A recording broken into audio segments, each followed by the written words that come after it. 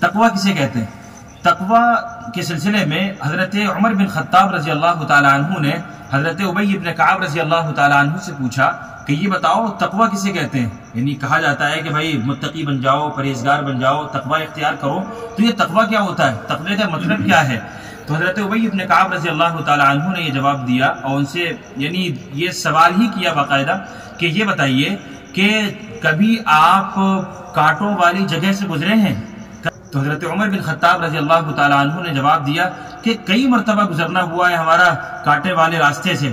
تو حضرت ابی بن کعب رضی اللہ تعالیٰ عنہ نے پھر سوال کیا ان سے کہ یہ بتائیے جب آپ کانٹے والے راستے سے گزر رہے تھے تو پھر آپ کے نکلنے کا طریقہ کیا تھا؟ یعنی آپ کس طریقے سے وہاں سے نکلے؟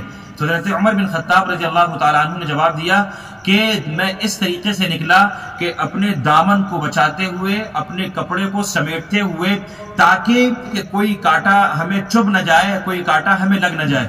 تو حضرت ابی بن کعب رضی اللہ تعالیٰ عنہ نے کہا کہ یہی تقوی ہے کہ زندگی میں بہت سے معاملات ہمارے آئیں گے، زندگی میں پریشانیاں بھی آئیں گی، زندگی میں تکلیفیں اور بہت سے الجھنیں، یہ ساری چیزیں ہمارے ساتھ لگی ہوئی ہوں گی، لیکن ہم ان تمام چیزوں سے نکل جائیں، ہم گناہوں والی زندگی سے بچ کر کے اپنے آپ کو نکال لیں اور پھر اللہ رب العالمین کو ہم اپنی جان سپرد کر دیں، یہی تقوی ہے اور یہی متقی کی پہچان ہے۔